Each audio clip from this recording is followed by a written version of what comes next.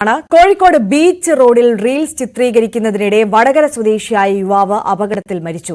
വടകര കടമേരി സ്വദേശി ആൽവിൻ ടിക്കെയാണ് മരിച്ചത്. വാഹനങ്ങളുടെ ചേസിംഗ് വീഡിയോ ചിത്രീകരിക്കുകയായിരുന്നു ആൽവിൻ.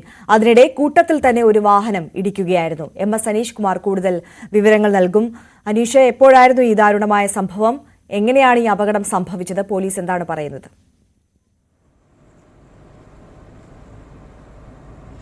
ആര്യ, ഇന്ന് രാവിലെയാണ് അങ്ങേയറ്റം ദാരുണമായി സംഭവം ഉണ്ടായിരിക്കുന്നത്. നമുക്കറിയാം, സാധാരണഗതിയിൽ റീൽസ് ചിത്രീകരണമൊക്കെ ഇപ്പോൾ പലപ്പോഴും യുവാക്കളുടെ ഇടയിൽ ഒരു ശൈലിയായി മാറിയിരിക്കുന്നു. ഒപ്പം ഈ പ്രൊഫഷണലായി തന്നെയും ഈ റീൽസ് ചിത്രീകരണം നടത്തുന്ന ആളുകളുമുണ്ട്. ഇന്ന് രാവിലെ ഏതാണ്ട് 10:30 കോഴിക്കോട് ബീച്ചിൽ വെള്ളയിൽ പോലീസ് സ്റ്റേഷന് സമീപമുള്ള റോഡിൽ ഈ റീൽസ് ചിത്രീകരണം നടത്തിയത്. വടകര കടമേരി സ്വദേശി ആൽവിൻ ടിക്കെ എന്ന 20 വയസ്സുകാരനാണ് മരണത്തിന് കീഴടങ്ങിയത്.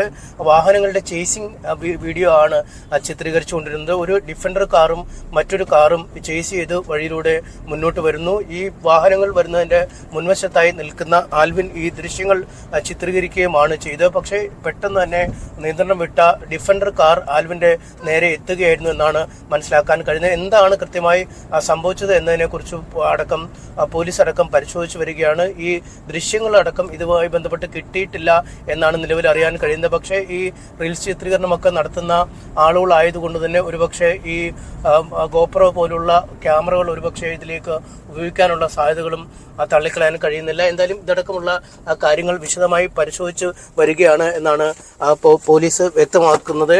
കോഴിക്കോട് വെള്ളയിൽ പോലീസ് സ്റ്റേഷനോട് ചേർന്ന സ്ഥലത്താണ് ഈ ദാരുണമായ സംഭവം ഉണ്ടാവുകയും ചെയ്ത് രാവിലെ തന്നെ ഗുരുതരാവസ്ഥയിൽ പരിക്കേറ്റ ആൽവിനെ സ്വകാര്യ ആശുപത്രിയിലേക്ക് മാറ്റി. അത് കഴിഞ്ഞ് തുടർന്ന് പിന്നീട് ജീവൻ നഷ്ടമായൊരു സാഹചര്യത്തിലേക്ക് മാറുകയുമായിരുന്നു. നമുക്കിപ്പോൾ ദൃശ്യങ്ങളിൽ തന്നെ കാണാം, ഈ അപകടത്തിനിടയാക്കിയ വാഹനത്തിൻ്റെ ദൃശ്യങ്ങൾ തന്നെ നമുക്കിപ്പോൾ കാണാൻ കഴിയുന്നുണ്ട്. ഈ വാഹനമാണ് രാവിലെ ഇത്തരത്തിൽ ഡിഫൻഡർ വാഹനമാണ് ഈ റീൽസ് ചിത്രീകരണത്തിൽ ഉപയോഗിച്ചതെന്നാണ് നമുക്ക് മനസ്സിലാക്കാൻ കഴിയുന്നത്. ഈ പോലീസ് സ്റ്റേഷൻ ഏതാണ്ട് തൊട്ട് അടുത്ത് തന്നെയായിരുന്നു ഈ വാഹനം ഇട്ടിരുന്നത്. TN 124K എന്നൊക്കെയുള്ള പുതിയ വാഹനമായിരുന്നു. ഒരുപക്ഷെ പുതിയ വാഹനം എടുത്ത ശേഷം ആയിരിക്കാം ഇത്തരമൊരു റീൽസ് ചിത്രീകരണം. നമുക്കറിയാം, പുതിയ വാഹനങ്ങളൊക്കെ എടുക്കുമ്പോൾ ആളുകൾ അതിൻ്റെ കൗതുകമൊക്കെ തീർക്കാനായി ഇത്തരം റീൽസ് ചിത്രീകരണം നടത്തുക പതിവാണ്. ഒപ്പം അതിന് തന്നെ സമാന്തരമായി മറ്റൊരു പുതിയ വാഹനമുണ്ട്. അതും ഈ കൂട്ടത്തിൽ വരുന്നു. അതായത് ഈ 2 വാഹനങ്ങൾ തമ്മിലാണ് ചേസിംഗ് നടത്തിയത്. ഈ വാഹനങ്ങളുടെ ചേസിംഗ് വീഡിയോ ചിത്രീകരിക്കുന്നതിനിടയിലാണ് ദാരുണമായ സംഭവം ഉണ്ടായിരിക്കുന്നത്. എന്തായാലും ഈ സംഭവം ഉണ്ടായ ഉടൻ തന്നെ ആശുപത്രിയിലേക്ക് എത്തിച്ചെങ്കിലും ജീവൻ രക്ഷിക്കാൻ കഴിഞ്ഞില്ല എന്നാണ് നമുക്ക് അറിയാൻ കഴിയുന്നത്. എന്തായാലും ഈ 2 വാഹനങ്ങളാണ് ഈ ചേസിങ്ങിൽ പങ്കെടുത്തത്. ഈ 2 വാഹനങ്ങൾ വെള്ളയിൽ പോലീസ് സ്റ്റേഷന്